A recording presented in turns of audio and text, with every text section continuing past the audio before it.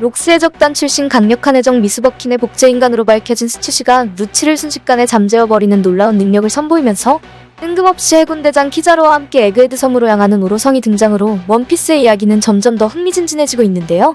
끝을 향해 달려가는 미래의 섬 에그헤드의 마지막 이야기는 어떤 비밀을 숨기고 있을까요? 베가펑크 암살이 진행 중인 에그헤드 편의 핵심이 되는 캐릭터는 미스버킨의 복제 스튜시의 활약이 중요한 포인트로 예상됩니다. 스튜시는 전투에서 환상으로 루치의 눈을 속이는 강력한 악마의 열매 능력을 선보였는데, 이런 모습을 보면 스튜시 능력의 정체는 꿈속에서 사람들의 정기를 빼앗아 목마로 불리는 악마인 서큐버스의 능력이 확실해지고 있습니다. 그렇다면 정말 스튜시는 시피제로를 배신하고 베가펑크를 섬에서 탈출시키기 위해 협력할까요? 스튜시가 베가펑크에게 협력한 이유는 베가펑크를 암살하기 위해 일종의 이중 스파이를 하고 있는 것으로 예상됩니다. 조금 앞으로 돌아가 스튜시가 루치를 공격할 때 너희가 강하단 걸 알면서 정면에서 싸울 정도로 어리석진 않다는 의미심장한 대사를 남겼고, 스튜시의 의외의 행동에 조로가 내부 분열이냐며 의문을 남기는 장면이 등장했었습니다.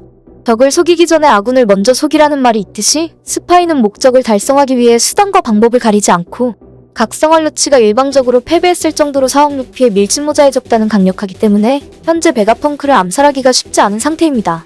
그렇기에 스튜시의 대사는 루치에게 말한 대사가 아닌 밀짚모자 일당을 향한 말로 추정할 수 있으며, 스튜시가 실험체였다면 자신을 복제한 베가펑크에게 불만이 있었을 것이고 자연스럽게 베가펑크를 암살하고 싶어 한다는 결론에 도달하게 됩니다. 여담으로 베가펑크가 아인슈타인 박사가 모티브가 되었듯이 세계 근현대사를 살펴보다가 스튜시의 모티브를 찾아낼 수 있었는데요.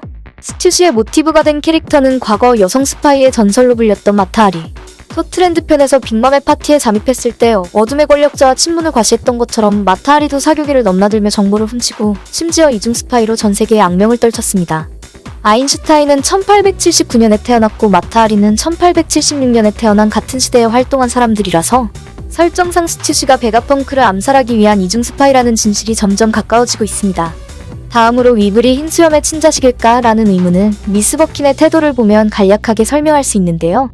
버킨이 베가펑크의 이름을 언급하며 정말 친자식인지 알려줄 거라는 확신과 복제인간 스튜시의 설정을 보면 베가펑크에게 버킨이 위블이 탄생에 관련된 무언가를 부탁했고 그 대가로서 자신의 유전자를 제공해 스튜시가 탄생했다고 생각할 수 있어서 스튜시처럼 위블도 버킨의 부탁으로 진행된 베가펑크의 실험과 깊은 관련이 있다는 걸 알 수 있습니다. 대망의 마지막, 원피스 세계관 최초로 직접 현장으로 나간 오로성이 의외의 모습이 가장 중요한데, 여기서 오로성의 행동에는 두 가지 의미를 예상할 수 있습니다. 첫 번째는 해적들이 문제를 일으키면 일반적으로 해군대장이 출동해 사건을 해결했지만, 지금 에그헤드에서 발생하고 있는 사건은 원피스 세계관에서 최강자 중 한 명 사억 루피가 일으킨 사건, 과거 흰수염과 정상전쟁의 버금가 일반적으로 해결할 수 없습니다. 세계 정부는 칠무의 철폐와 새로운 사왕버기가 해군들에게 현상금을 걸어 혼란스러운 상황이라 전력이 부족하고, 따라서 사왕급의 강력한 힘을 지닌 오로성이 직접 루피를 처리하기 위해 움직이고 있다고 예상할 수 있습니다. 두 번째는 원피스 세계관 최고의 의문 중 하나, 레벨리에서 오로성과 만난 샹크스의 떡밥이 풀릴 가능성인데요. 샹크스가 오로성과 싸우는 것이 아니라 무언가 대화하는 걸 보여준 것처럼 얼마 전 시피제로가 사원과 싸우려면 상부의 허가가 필요하다는 새로운 설정을 공개했습니다. 세계 정부가 칠무회를 없앤 이유는 세라핌 덕분에 해적들의 힘없이도 사원과 균형을 이룰 수 있게 되었기 때문이고, 균형을 깨뜨리는 것보다 평소처럼 사원과 힘의 균형을 유지하는 것이 정부 입장에는 도움이 되어 오로성이 직접 루피와 대화하기 위해 찾아왔다는 걸 예상할 수 있으며, 오로성의 이론과 루피가 직접 대화하게 된다면 샹크스와 레벨리에서 나눴던 숨겨진 떡밥이 해결되는 것은 물론 자유를 원하는 루피는 당연히 제안을 거절할 것이 확실하고, 오로성은 루피를 위협하기 위해 파괴된 누르시아 왕국과 사라진 사보의 소식에 이어 세계 정부의 흑막 이무의 정체가 등장하게 되는 재미있는 전개로 이어지게 됩니다.